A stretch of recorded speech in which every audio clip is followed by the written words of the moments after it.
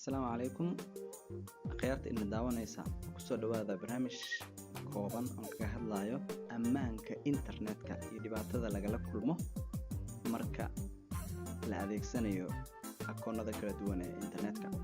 Kusoo dhawaada, magacaygu waa Cabdirashiid. Waa maxay phishing scams?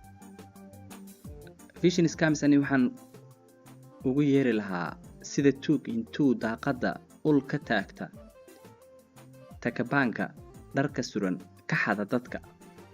Waa sidii oo kale, maxaa yeelay qolada phishing scams waxay adeegsanayaan email, markaas isaga ka dhigayaan qof ku yaqaana ama qof doonaya inuu iska baro. Tusaale ahaan, waxay ku soo dirayaan iyagoo adeegsanaya luqadda af Soomaaliga ah waqtigan oo la helay Google Translator ama Google-ha uu sameynayo turjumid af Soomaali ah.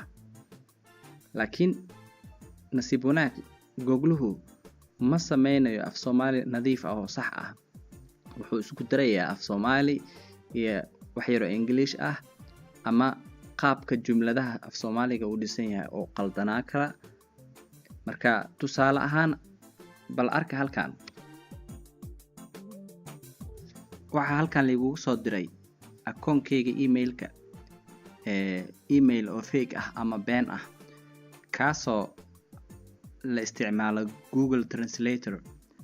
Isla markaasina aad ka arki kartaan halkan af Soomaali jajab ah laysoo qoray.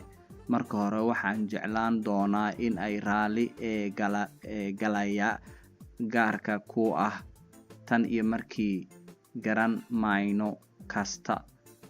Marka af Soomaaligaba ma aha mid saxanba, oo waxaa la soo adeegsanayaa Google-ha oo turjumayo, laakiin si sax kuma turjumayo nasiib wanaag.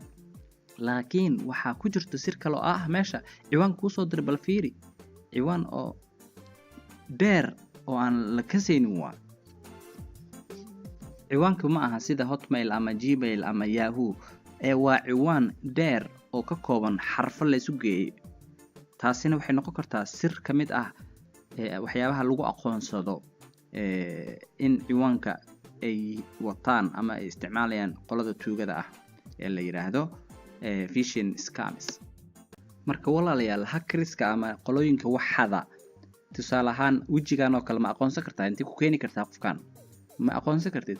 Marka computer gurigiisa ayuu la fadhiyaa, markaas buu wuxuu adeegsanayaa email sir ah oo ku xadayo maaragtay ciwaankaaga, kadibna uu u dhaadhacayo akoonkaaga bangiga haddii aad bangi leedahay. Haddii kale, Facebook-gaaga ama Hotmail-kaaga ayuu isticmaalayaa. Kadib ayuu wuxuu isku dayaa inuu dad kale oo contactigaaga ku jiro la sii xiriiro oo sidaas iyaga u jabsado. Marka waa halis. Ha laga digtoonaado email aadan aqoonin, ha ka jawaabin abidka. Waana muhiim in aadanba u jawaabin email aadan aqoonin qofka kuu soo diray ee iska socda. Haddaa hesho emailkaas aad ka shakiso, laakiin as leedahay ama warbixin muhiim kugu dhaaftaa, waxaa ka fiirisaa kaliya soo diraha ciwaanka uu adeegsanayo inuu yahay ciwaan caadi ah. Ciwaanka caadiga ah waa la garanayaa. Waxaa kaloo jirto sir kale, sirtaasoo ka arki doontaan sawirkan. Sidaa ka aragtaan, falaarta waxay tilmaamaysaa guduudan bar ay ku qoran tahay HTTPS. meeshaas midabkeedu cagaar ay noqonaysaa. quful xiranna uu ku yaalaa. qufulkaasi wuxuu tilmaamayaa in ammaanka page-ku uu fiican yahay oo la isku haleyn karo. saas aawadeed waa kaasi fiican u eg. waa meesha koobabinta ama zeroda ay ku jirto quful cagaar ah, https:// kadib www.google.com ama page-ka aad daawanaysa ay soo baxaysaa. marka meeshaasina waa sirta kale ee laga eego in page-ku uu ammaankiisu fiican yahay. ugu dambeyntii, iska ilaaliya hackerska sida isugu soo qarinaya ee u soo dan leh inay dhacaan jeebkiina, bangigiina, emailkiina, facebookiina, gmailkiina iyo wixii la midka ah. haddaba waxaan kusoo gabagabeynayaa, waa anigoo Cabdirashiid Maxamed loo yaqaano Rashkow. sidaa iyo nabadgelyo iyo taxadir wanaagsan marka aad daawanaysaan page-ka nabadgelyo.